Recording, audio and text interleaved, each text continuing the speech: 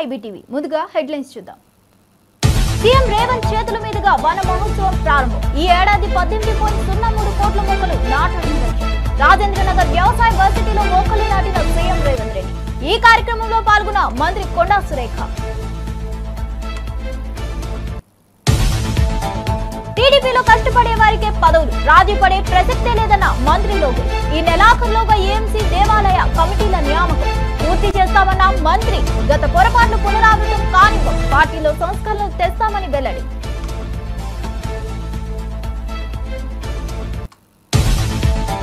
స్వర్ణకారులపై వేధింపులకు కారణమవుతున్న సెక్షన్ 411ను సవరించాలని కవిత డిమాండ్. ఆత్మహత్యలు వద్దని స్వర్ణకారులకు హితవు. పోలీసులు దొంగలను వదిలేసి స్వర్ణకారులను పట్టుకుంటున్నారని మండిపాటు. ఫిష్ వెంకట్ కు ప్రభుత్వం సహాయం హామీ. ఆసుపత్రి ఖర్చులు భరిస్తామని మంత్రి శ్రీహరి. ఓడుప్పల్ ఆసుపత్రిలో వెంకట్ కు పరామర్శ. 1 లక్ష ఆర్థిక సహాయాన్ని అందజేసిన మంత్రి.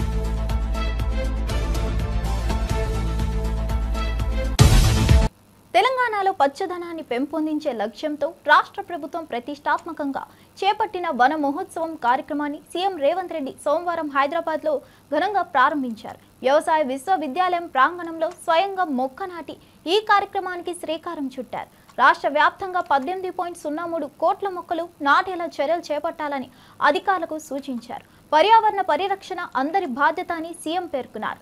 బొటానికల్ గార్డెన్స్ ను సందర్శించిన రేవంత్ అక్కడ రుద్రాక్ష మొక్కను నాటారు. ఫోటో ఎగ్జిబిషన్ ను తిలకించి కార్యక్రమం విజయవంతం చేయాలని పిలుపునిచ్చారు.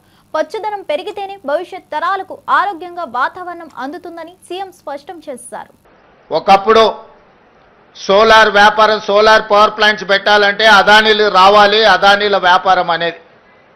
కానీ ఈరోజు 1000 మెగావాట్ల సోలార్ పవర్ ప్లాంట్స్ ఈరోజు మా అక్కల చేతుల్లో పెట్టి స్వయం సహాయక సంఘాలకు బాధ్యత ఇచ్చి ఈరోజు 1000 మెగావాట్ల సోలార్ విద్యుత్ ఉత్పత్తి ఒప్పందాలు విద్యుత్ శాఖతోని మా ఆడబిడ్డల చేతిలో, మా అక్కల చేతిలో పెట్టినాం. అదే కాదు, ఈరోజు ఆర్టీసీ బస్సులో మా అక్కలు ఉచిత ప్రయాణం చేస్తున్నారు. గతంలో అమ్మగారి ఇంటికి వెళ్ళాలన్నా, అమ్మవారిని దర్శనం చేసుకోవాలన్నా మా అక్కలకైతే ఇంటి ఆయననో లేకపోతే బాధపడుతున్న ఫిష్ వెంకట్ ను మంత్రి వాకిటి శ్రీహరి పరామర్శించారు. అనారోగ్యంతో ఆసుపత్రిలో చికిత్స పొందుతున్న ఫిష్ వెంకట్ కు ప్రభుత్వం పునరాభరణ నిధుల నుంచి అన్ని వైద్య ఖర్చులు భరిస్తుందని మంత్రి హామీ ఇచ్చారు. బోడుప్పల్ ఆర్బీఎం ఆసుపత్రిలో చేరిన ఆయనకు 1 లక్ష రూపాయల ఆర్థిక సహాయాన్ని కుటుంబానికి అందజేస్తారు. మంత్రి మాట్లాడుతూ ప్రభుత్వ పరంగా నటీనటుల సంక్షేమానికి పూర్తి సహకారం అందిస్తామన్నారు. ప్రస్తుతానికి పూర్తి వైద్య ఖర్చులను ప్రభుత్వం భరించనున్నట్లు తెలిపారు. అభిమానులు, సినీ పరిశ్రమ ముందుకు రావాలని పిలుపునిచ్చారు. సోదరుడు ఫిష్ వెంకటన్న అనారోగ్య పరిస్థితి నేను పేపర్లో, వాట్సాప్ గ్రూపుల్లో చూడగానే ఒక ప్రోగ్రాంలో పోతా ఉన్నాం. నేను శివసేన బాస్కెట్ ప్రోగ్రాం పోతా ఉంటే సాయికి ఫోన్ చేసి ఏం జరిగిందో కనుక్కొని ఆగలేపక చూద్దామని చెప్పి, పరామర్శిద్దామని చెప్పేసి రావడం జరిగింది.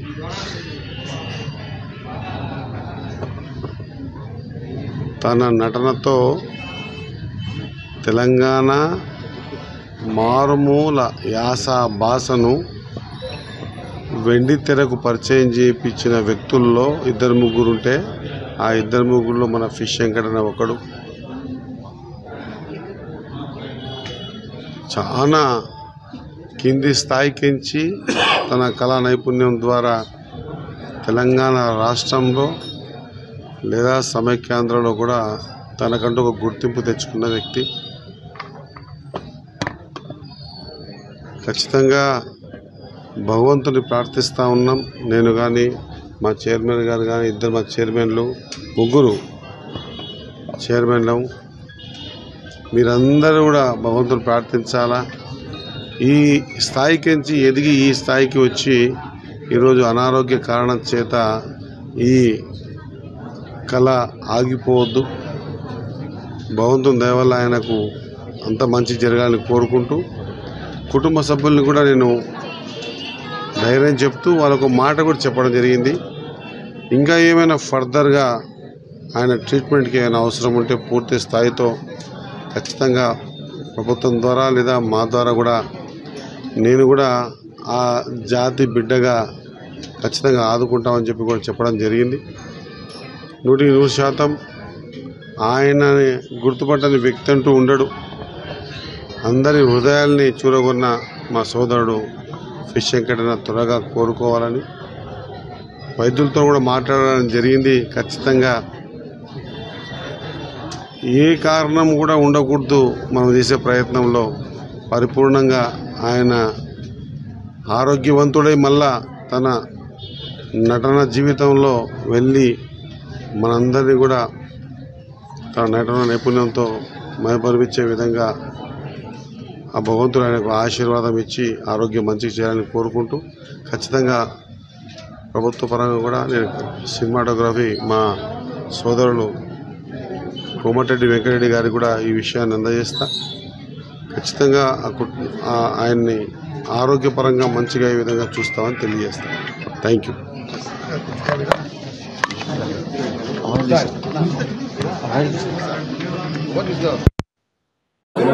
మంత్రి గారు రూపాయలు జాయిన్ చేశారు.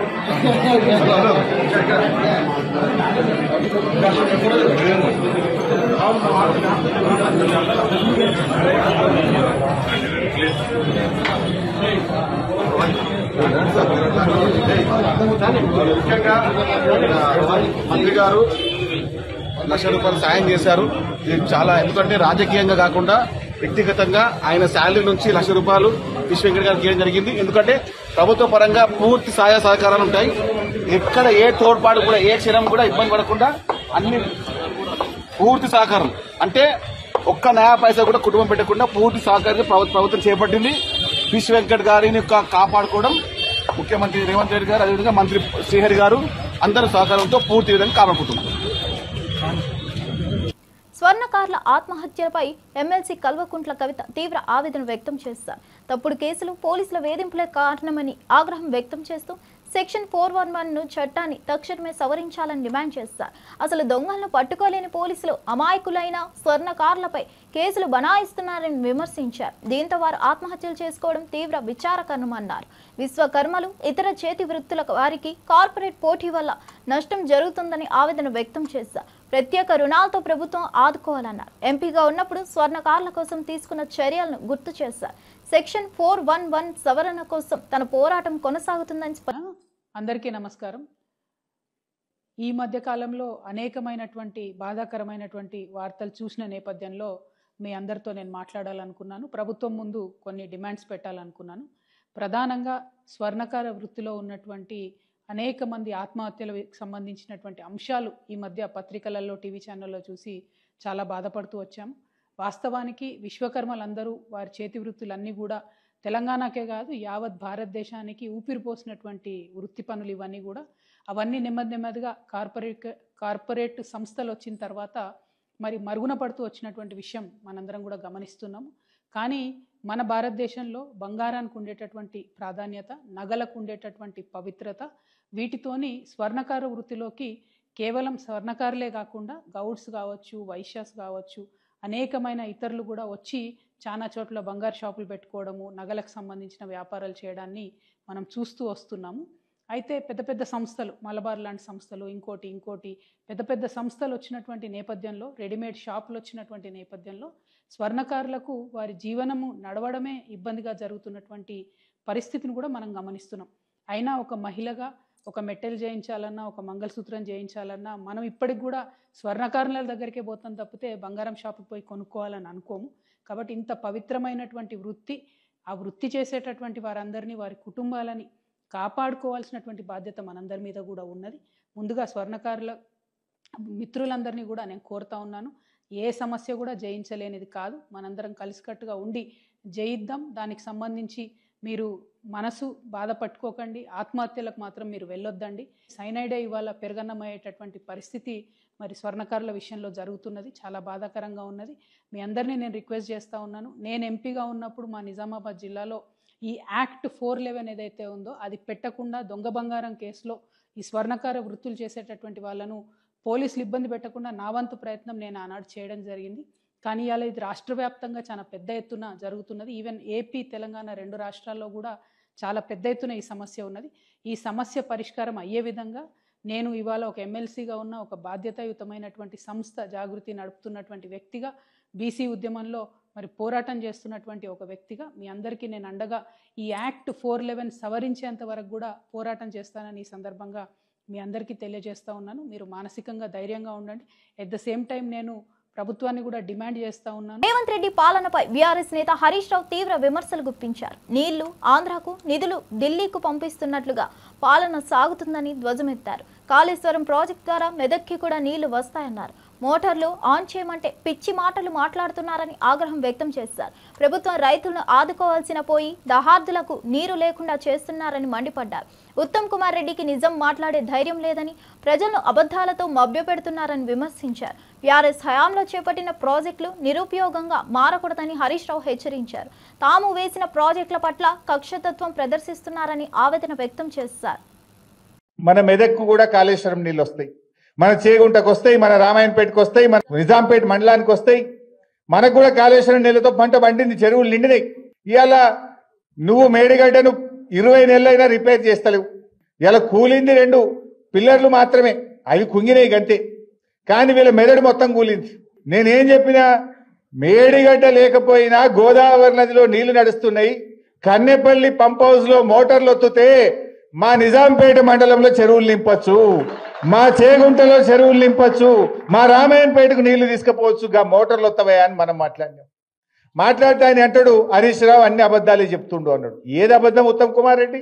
ఏమనంటే ఒక స్టాండర్డ్ డైలాగ్స్, విషయం లేదు వాళ్ళ దగ్గర, నిజం మాట్లాడే ధైర్యం లేదు, విషయం పరిజ్ఞానం లేదు. కానీ ఓ స్టాండర్డ్ డైలాగ్ అన్ని అబద్ధాలే. పార్టీ కోసం పనిచేసిన వారికే పదవులు ఇస్తామని, ఇకపై రాజీలకు తావులేదని నారా లోకేష్ స్పష్టం చేశారు. నెల్లూరులో ఉత్తమ కార్యకర్తల సభలో మాట్లాడిన లోకేష్, ప్రతి 4 నెలలకోసారి కార్యకర్తలు ప్రజల్లోకి వెళ్లేలా కొత్త కార్యక్రమాలు రూపొందిస్తున్నామన్నారు. ఇటీవల టీడీపీ విజయం సాధించిన కార్యకర్తలే కారణమని, వారిని గౌరవించడమే తమ ప్రథమ కర్తవ్యమన్నారు. త్వరలో నామినేటెడ్ పదవుల భర్తీకి ప్రాధాన్యత ఇస్తామని హామీ ఇచ్చారు. గతంలో టీడీపీ చేసిన పొరపాట్లను పునరావృతం చేయబోమన్నారు. జగన్ సొంత కార్యకర్తలను కూడా పరామర్శించినందుకు విమర్శలు గుప్పించారు. చంద్రబాబు ప్రజల కష్టాల్లో క్షమాపణ చెప్పే నేత అని కొనియాడారు. నా ప్రసంగం ప్రారంభించే ముందల ఇక్కడున్న పిల్లల్ని తల్లిదండ్రులు కోరుతున్నాం. మొన్న పహల్గాం దాడిలో మనం భారతీయులు కోల్పోవడం జరిగింది. అందుకే నేను ఏ కార్యక్రమం ప్రారంభించినా వందే మాత్రం అన్న నినాదంతో నేను ప్రారంభిస్తాం జరుగుతుంది. నేను వందే అంటాను, మీరు మాత్రం అనాలని ఈ సభాముఖంగా కోరుతున్నాం. వందే వందే వందే మాతరం. Thank you. వేదిక మీద ఉన్న మంత్రివర్యులు నారాయణ మాస్టర్ గారికి, గౌరవనీయులు ఫరూక్ గారికి, గౌరవనీయులు ఆనం రామనారాయణ రెడ్డి గారికి, member of parliament Vemireddy Prabhakar Reddy గారికి, నెల్లూరు రూరల్ ఎమ్మెల్యే కోటమిరెడ్డి శ్రీధరన్నకి, కలెక్టర్ గారికి, ఈ సమావేశానికి ఇచ్చేసిన శాసన సభ్యులు, అధికారులు, ఉపాధ్యాయులు అందరికీ పేరు పేరున నా హృదయపూర్వక నమస్కారాలు. మాట నేర్పించేది అమ్మ, నడక నేర్పించేది అమ్మ, బాధ్యత కూడా నేర్పించేది అమ్మ, మన కోసం జీవితం మొత్తం త్యాగం చేసేది మన అమ్మ, భూమి కంటే ఎక్కువ భారం మోసేది మన అమ్మ. అందుకే తల్లికి వందనం పేరుతో తల్లి రుణం తీర్చుకునే దానికి ఈరోజు ఈ ప్రభుత్వం ముందరికెళ్తుందని ఈ సభాముఖంగా తల్లిదండ్రులందరూ తెలియజేస్తున్నాను. అంతేకాకుండా ఆలు నేర్పించేది ఉపాధ్యాయులు. ఉపాధ్యాయులకు ఒక స్వార్థం ఉంటుంది. ఆ స్వార్థం ఏంటంటే వాళ్ళ చదువు చెప్తున్న పిల్లలందరూ బాగా మార్కులు రావాలి, అన్ని ర్యాంకులు కొట్టాలన్న స్వార్థం వాళ్ళలో ఉంటుంది. అందుకే ఉపాధ్యాయులను ఎప్పుడు చూసినా మనకి దేవుడు గుర్తొస్తారు. అలాంటి ఉపాధ్యాయులందరికీ పేరు పేరున నా హృదయపూర్వక నమస్కారాలు తెలియజేసుకుంటున్నా. పెద్దలు ఇప్పుడే చెప్పారు, 1875లో విఆర్ హై స్కూల్ స్థాపించారు. దాదాపు 150 సంవత్సరాలు చరిత్ర ఉన్న పాఠశాల ఇది. నిజంగానే వీడియోలో చూస్తే ఈరోజు నేను ఆశ్చర్యపోయా. కరెక్ట్గా 6 నెలల ముందల పాఠశాల ఇలాంటి పరిస్థితుల్లో ఉండాలని ఈరోజు నాకు అర్థం అవ్వలే. పాఠశాల మొత్తం చూస్తే నిజంగానే అసూయపడ్డా. నారాయణ మాస్టర్ గారు చెప్పా, నేను చదువుకున్న పాఠశాల కన్నా అద్భుతంగా ఈరోజు బిఆర్ హై స్కూల్ని మీరు తీర్చిదిద్దడం జరిగింది. ఒక ఘన చరిత్ర ఉన్న బిఆర్ హై స్కూల్ మంది. డాక్టర్ కె నారాయణ గారు అంటే honorary advisor and retired director for SHAR Sriharikota, మాజీ ముఖ్యమంత్రి వర్యులు డాక్టర్ బెజవాడ గోపాలకృష్ణ రెడ్డి గారు, ఎన్ జనార్దన్ రెడ్డి గారు, మాజీ ఉపరాష్ట్రపతి గారు వెంకయ్యనాయుడు గారు, ఏకంగా ఎస్పీ బాలసుబ్రహ్మణ్యం గారు, జీవీకే రెడ్డి గారు, ఇంకా వేదిక పైన ఉన్న నారాయణ గారు, మా పక్కనే నిలబడుతున్న సోమిరెడ్డి చంద్రమోహన్ రెడ్డి గారు, ఇంకా కోటమిరెడ్డి శ్రీధర్ రెడ్డి గారు, సర్దార్ గౌతు లచ్చన్న తోటపల్లి ప్రాజెక్టు నుంచి శివారు భూములకు సాగునీటిని విడుదల చేశారు. ఈ కార్యక్రమంలో టీడీపీ ప్రజాప్రతినిధులు అధికారులు పాల్గొన్నారు. కాలువ వద్ద శాస్త్రోక్తంగా పూజలు నిర్వహించి నదికి హారతులు ఇచ్చారు. రైతులకు నీరు అందుబాటులోకి రావడంతో ఆనందం వ్యక్తమవుతుంది. ఈ కార్యక్రమం రైతుల ఆశలను నెరవేర్చే తొలి నీరుగా పరిగణించబడింది. నీటి సద్వినియోగం కోసం అధికారులు అన్ని చర్యలు తీసుకుంటున్నట్లు తెలిపారు.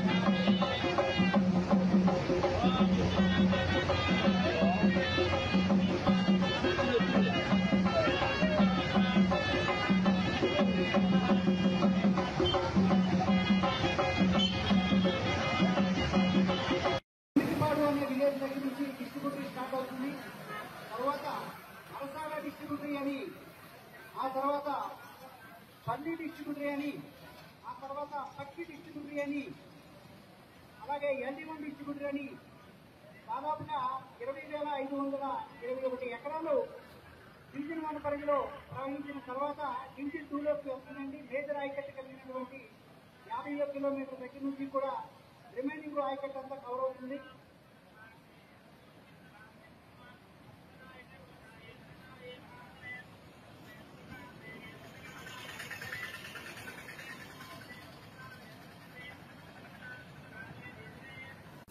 బీజేపీ నాయకులపై ఇష్టం వచ్చినట్లు మాట్లాడుతున్న కేటీఆర్ నోరు అదుపులో పెట్టుకోకపోతే తీవ్ర పరిణామాలు ఉంటాయని కేంద్ర హోంశాఖ సహాయ మంత్రి బండి సంజయ్ హెచ్చరించారు. కేసీఆర్ కుటుంబ ఆస్తులపై బహిరంగ చర్చకు రావాలంటూ కేటీఆర్ను సవాల్ చేశారు. కాళేశ్వరం సహా అన్ని స్కామ్లు చేసిన కేసీఆర్ కుటుంబాన్ని ఇప్పటి వరకు ఎందుకు అరెస్ట్ చేయడం లేదని కాంగ్రెస్ ప్రభుత్వాన్ని ప్రశ్నించారు. జగిత్యాల జిల్లా మేడిపల్లి, భీమారం మండలాల్లో పర్యటించిన బండి సంజయ్ అక్కడ పలు అభివృద్ధి కార్యక్రమాలకు శ్రీకారం చుట్టారు. రాష్ట్రంలో అవినీతి, అధికార దుర్వినియోగం జరిగిన విషయం ఖచ్చితంగా బయటపెడతామని స్పష్టం చేశారు. కేటీఆర్ మాటలకు ప్రజలు బహిష్కారం ప్రకటించాల్సిన అవసరం ఉందని వ్యాఖ్యానించారు. బీఆర్ఎస్ లకు భారతీయ జనతా పార్టీ చుక్కలు చూపడుతున్న విషయాన్ని బీఆర్ఎస్ పార్టీ ఇంకా అహంకారంతో మాట్లాడుతున్నారు. మొన్న కేసీఆర్ కొడుకు చూస్తే బీజేపీ వాడు, కాంగ్రెస్ వాడు, కాంగ్రెస్ వాళ్ళు పడతారు, మీరు వాళ్ళు కూడా పడతారు. ఇంకొకసారి బీజేపీలను వాడు వీడని వాడితే బిడ్డని కాన్వాయ్ రోడ్ల మీద ఎదుర్కొంటూ చేస్తాం. బిడ్డ తెలంగాణ ఉద్యమం కంటే ముందు మీ ఆస్తిపాస్తులు ఏంది, నీ కుటుంబ ఆస్తిపాస్తులు ఏంది? ఇవాళ మీ 1000 కోట్ల ఆస్తులు ఎక్కడ చేసినాయి? నువ్వు కేసీఆర్ కుటుంబం ఎన్ని లాంటి దెబ్బలు తిన్నది తెలంగాణ ఉద్యమంలో? ఎన్ని కేసుల్లో మీ మీద, ఎన్నిసార్లు జైలుకు పోయిన మీరు మీ కుటుంబం? తెలంగాణ రాష్ట్రం అప్పుల పాలైంది. కేసీఆర్ కుటుంబము 1000 కోట్లు సంపాదించారు. ఇవాళ దుబాయ్ లో, మస్కట్ లో, అమెరికాలో మొత్తం పొట్టు వ్యాపారాలు చేస్తున్నారు. నేను కొనక్కని మొన్న ఇల్లు కొనుక్కున్నా. నేను సవాల్ చేస్తున్న కేసీఆర్ కుటుంబాన్ని, కేసీఆర్ కొడుకును, చదువు ఏ గుడో పోదాం, నేను మా కుటుంబంతో సహా. తెలంగాణ సాధనలో కేసీఆర్ పాత్రను విస్మరించడం తగదని బీఆర్ఎస్ వర్కింగ్ ప్రెసిడెంట్ కేటీఆర్ అన్నారు. కేసీఆర్ లేకుండా తెలంగాణ వచ్చేదా? బీఆర్ఎస్ లేకపోతే తెలంగాణ ఎగిరేవా అంటూ ఆవేదన వ్యక్తం చేశారు. తెలంగాణ తెచ్చిన నాయకుడిపై ఎవరికైనా ఇష్టం వచ్చినట్లు మాట్లాడే హక్కు లేదన్నారు. గులాబీ జెండా ఎగరకపోతే ఈ రాష్ట్రం సాధ్యమయ్యేదా అని కాదు అని స్పష్టం చేశారు. రాజకీయాల్లో వాస్తవాలను ఒప్పుకోవాల్సిన అవసరం ఉందని సూచించారు. రాజకీయ ప్రత్యర్థులు ఓటు కోసం తెలంగాణ ఉద్యమ గాథను విమర్శించడం బాధాకరణమని వ్యాఖ్యానించారు. కేసీఆర్ను అవమానించే ప్రయత్నాలు ప్రజలు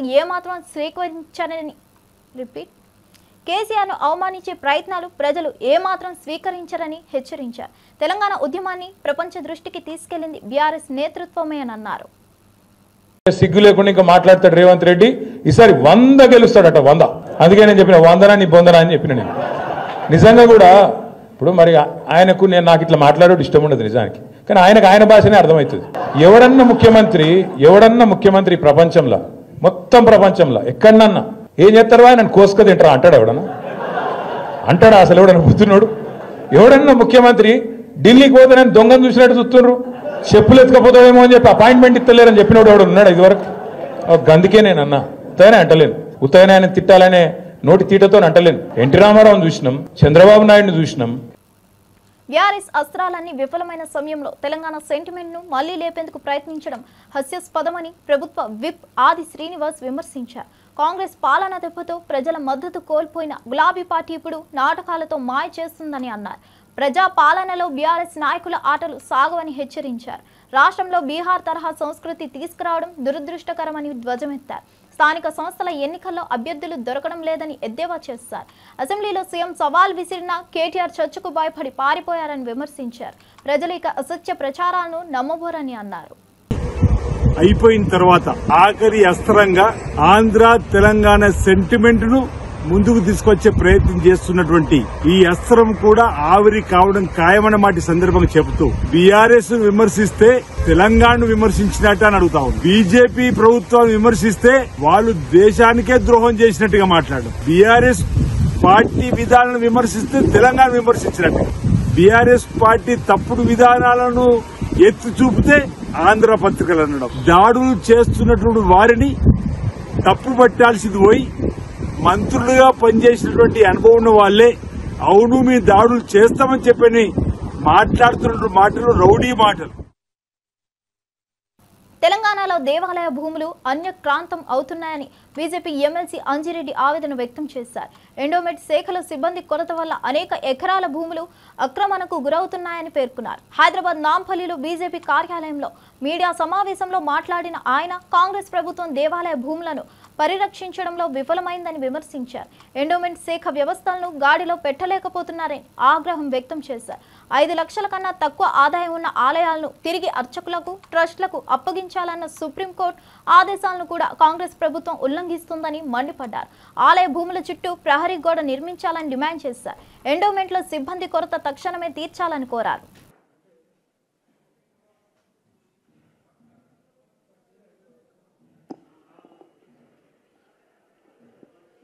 మీడియా మిత్రులకు నమస్కారం. ఈరోజు మీడియా సమావేశంలో ఎమ్మెల్సీ అంజిరెడ్డి గారు మాట్లాడతారు. వారితో పాటు మీడియా సమావేశంలో పాల్గొంటున్న వారు మాజీ ఎమ్మెల్సీ ప్రేమ్ సింగ్ రాథోడ్ గారు, రాష్ట్ర అధికార ప్రతినిధులు రాణి రుద్రమ గారు, నేను సునీతారెడ్డి పాల్గొంటున్నాము. అంజిరెడ్డి అన్న ప్లీజ్ మాట్లాడండి.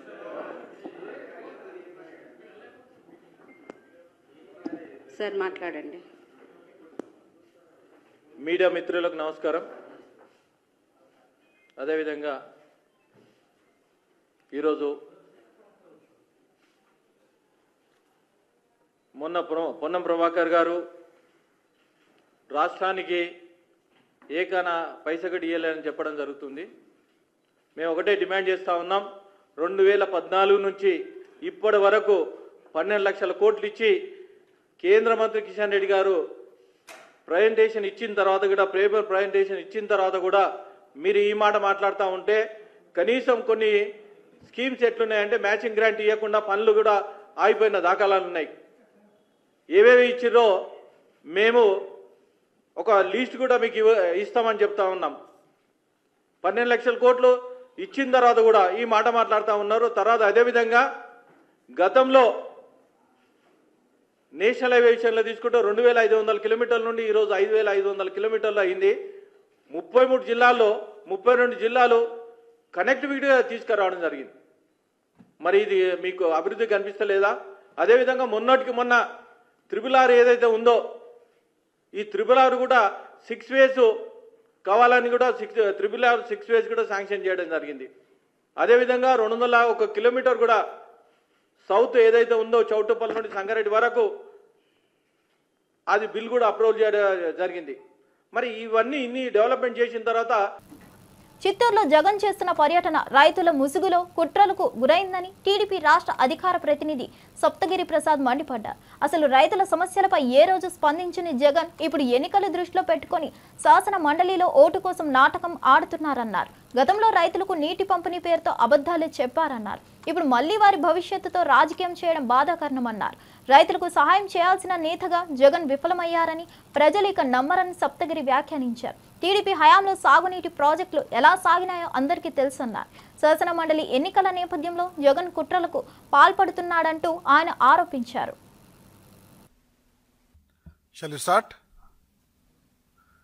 పాత్రికేయ మిత్రులందరికీ కూడా హృదయపూర్వకమైన నమస్కారాలు తెలియజేసుకుంటున్నాను. ఈ నెల 9వ తేదీన చిత్తూరు జిల్లా బంగారుపాలెం మండలానికి జగన్మోహన్ రెడ్డి ఆధ్వర్యంలో మామిడి రైతులను పరామర్శించడానికి దండుపాలెం బ్యాచ్ బయలుదేరుతా ఉందంట. చిత్తూరు జిల్లా బంగారుపాలెం అత్యంత ప్రశాంతమైనటువంటి గ్రామం, ప్రశాంతమైనటువంటి మండల కేంద్రం. అటువంటి బంగారుపాలెం పైకి జగన్మోహన్ రెడ్డి ఆధ్వర్యంలో నెల్లూరులో జరిగిన బారా షాహిద్ దర్గా రొట్టెల పండుగలో మంత్రి నారా లోకేష్ పాల్గొన్నారు. ఈ వేడుకలో ఆయన ప్రత్యేక ఆకర్షణగా నిలిచారు. పండుగలో పాల్గొన్న నారా లోకేష్ స్థానికులతో కలిసి రొట్టెలను అందజేశారు. పండుగ ఉత్సాహం ప్రజల్లో కనిపించింది. అన్ని వర్గాల ప్రజలు ఐకమత్యం చాటుకుంటూ పాల్గొన్నారు. దర్గా వద్ద ప్రత్యేక ప్రార్థనలు చేశారు. లోకేష్ మాట్లాడుతూ ఈ రొట్టెల పండుగ తెలుగునాట సామరస్యానికి ప్రతీక అని పేర్కొన్నారు. ఈ సందర్భంగా ఆయన ప్రజలతో మమేకమై సంభాషించారు. దర్గా ప్రాంగణం భక్తులతో నిండిపోయి ఆధ్యాత్మిక వాతావరణం నెలకొంది. రొట్టెల పండుగకు రాష్ట్రం నలుమూలల నుండి భక్తులు పెద్ద సంఖ్యలో హాజరయ్యారు. ఇవండి ఐబీటీవీ అప్డేట్స్. మరో అప్డేట్స్తో మళ్ళీ కలుద్దాం.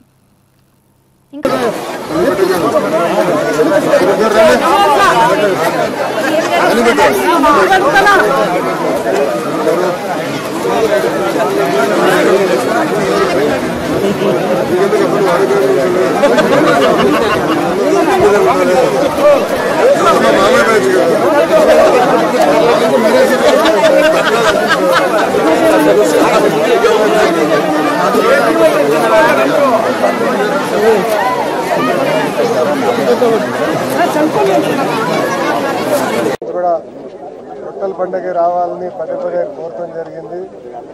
ఆనాడు నా పొరపాటు నేను రాలేకపోయాను.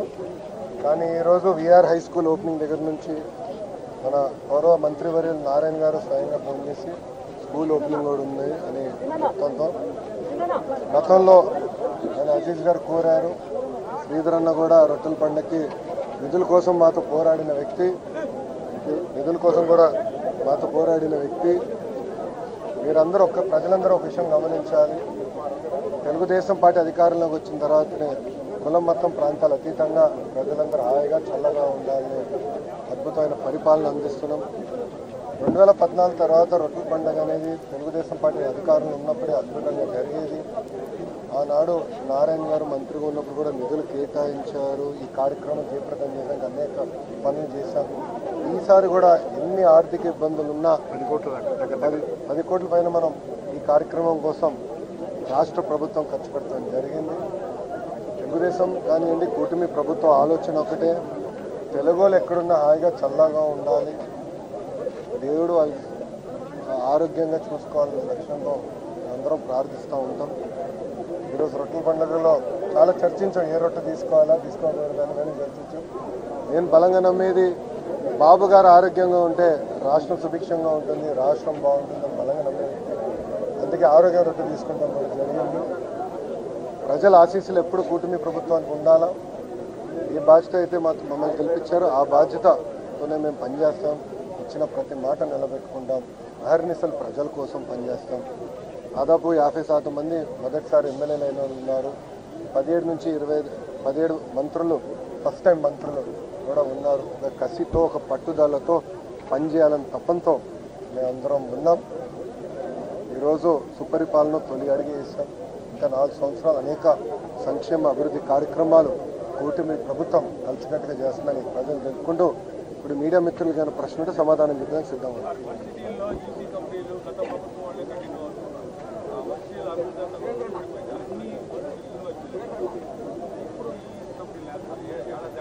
ఇప్పుడు వైస్ ఛాన్సలర్స్ దాదాపు మెజారిటీ నియమించాం. మీరు చూస్తే ఎప్పుడు లేని విధంగా ఐఐటీలు, ఎన్ఐటీలు one of the best vice chancellors మన యూనివర్సిటీకి తీసుకొస్తాం జరిగింది. ఇవండి IBTV అప్డేట్స్. మరో అప్డేట్స్తో మళ్ళీ కలుద్దాం.